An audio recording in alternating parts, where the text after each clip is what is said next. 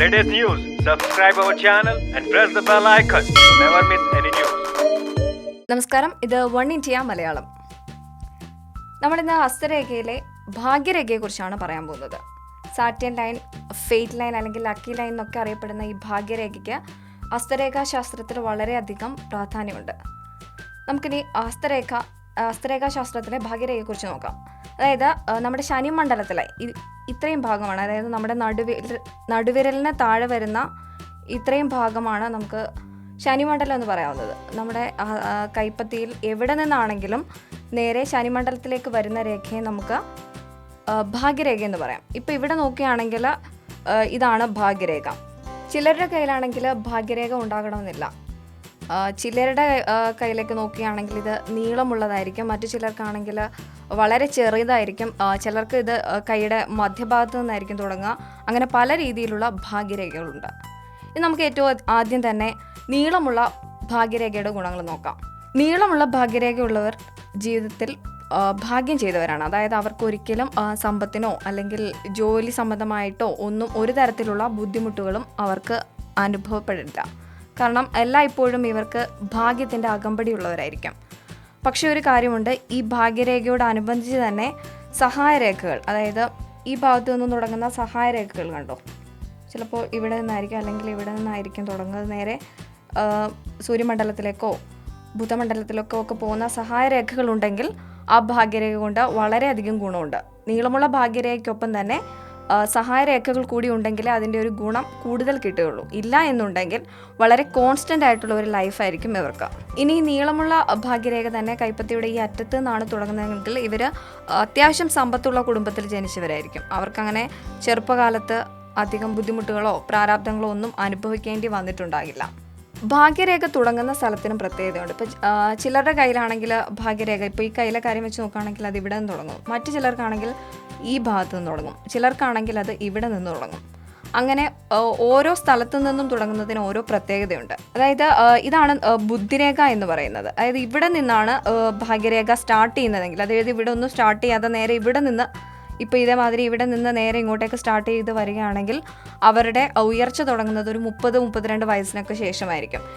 ഇവിടെ നിന്നും തുടങ്ങിയില്ല, അത് ഇവിടെ നിന്ന് നേരെ ശനിമണ്ഡലത്തിലേക്കാണ് പോകുന്നതെങ്കിൽ അവരുടെ ഒരു ഭാഗ്യം ആരംഭിക്കുന്നത് 50 വയസ്സിന് ശേഷമായിരിക്കും. അതായത് ചിലപ്പോൾ 50 വയസ്സിന് ശേഷമായിരിക്കും ഇവർക്ക് നല്ല ജോലിയെ കൊണ്ടുള്ള ഒരു ഗുണങ്ങളുണ്ടാകുന്നത് 50 വയസ്സിന് ശേഷമായിരിക്കും. അല്ലെങ്കിൽ ചിലപ്പോൾ അവർ നല്ലൊരു വീട് വെക്കുന്ന, അല്ലെങ്കിൽ പണം കൊണ്ട് അവർക്ക് എന്തെങ്കിലുമൊക്കെ നേടാൻ പറ്റുന്നത് ഈ ഒരു കാലഘട്ടത്തിന് ശേഷമായിരിക്കും. ചിലരുടെ ഭാഗ്യരേഖ നോക്കുകയാണെങ്കിൽ മുറിഞ്ഞു പോയതായി കാണപ്പെടും. ഇതിപ്പോൾ ഇവിടെ നിന്ന് സ്റ്റാർട്ട് ചെയ്തതിന് ശേഷം ഇവിടെ വന്നത് മുറിഞ്ഞു പോയിട്ടുണ്ട്. പിന്നീട് ഇത് സ്റ്റാർട്ട് ചെയ്യുന്നത് ബുദ്ധിരേഖയിൽ നിന്നാണ്, പിന്നെ അത് ഹൃദയരേഖയിൽ നിന്ന് മുകളിലേക്ക് പോകുന്നു. പക്ഷേ ഈ ഒരു ഇടയ്ക്കുള്ള ഒരു കാലഘട്ടത്തിൽ ഭാഗ്യരേഖ തെളിഞ്ഞു കാണുന്നില്ല. അതിൻ്റെ അർത്ഥം എന്ന് വെച്ച് കഴിഞ്ഞാൽ ഈ ഒരു സമയത്ത് അവർക്ക് ജോലി ഉണ്ടായിരിക്കാം, അല്ലെങ്കിൽ ചിലപ്പം ജോലി ഒന്നും ഉണ്ടാകാത്ത ഒരു കാലഘട്ടമായിരിക്കാം.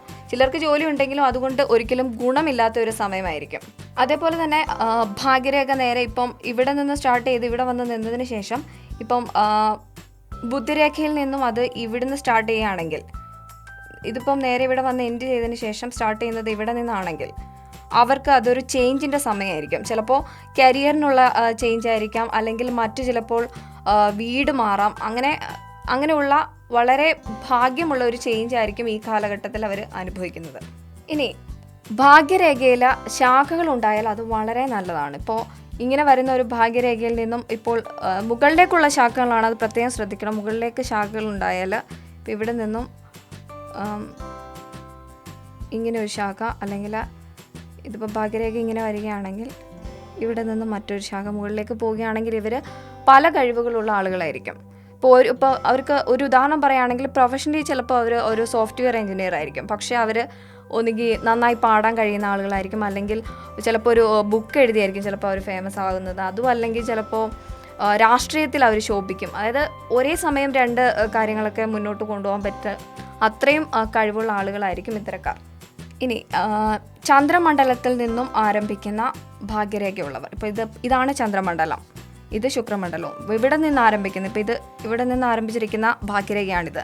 ഇവർക്കെന്ന് വെച്ച് കഴിഞ്ഞാൽ എപ്പോഴും ഗൈഡൻസ് കൊടുക്കാൻ, ഉപദേശങ്ങൾ നൽകാൻ ഒരു പിടി നല്ല ആളുകൾ ഇവർക്ക് ചുറ്റും എല്ലായ്പ്പോഴും ഉണ്ടാകും.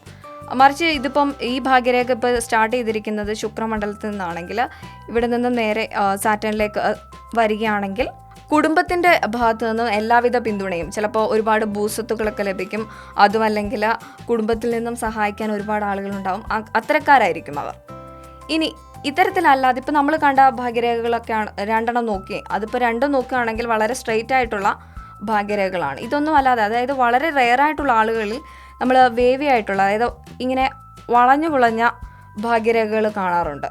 അതൊരിക്കലും നല്ലതല്ല. ഇത്തരക്കാരെല്ലായ്പ്പോഴും ജീവിതത്തിൽ കഷ്ടപ്പെടേണ്ടി വരും, എപ്പോഴും സ്ട്രഗിൾ ചെയ്തുകൊണ്ടിരിക്കും. ചിലപ്പോൾ ഒരു ജോലി കിട്ടിക്കഴിഞ്ഞാൽ അതിൽ സ്ഥിരമായിട്ട് നിൽക്കാൻ പറ്റില്ല, അടുത്തത് കണ്ടെത്തും, അവിടെയും ഉറച്ചു നിൽക്കില്ല. അങ്ങനെ മൊത്തത്തിൽ കഷ്ടപ്പാട് നിറഞ്ഞ ജീവിതമായിരിക്കും ഇവരുടേത്.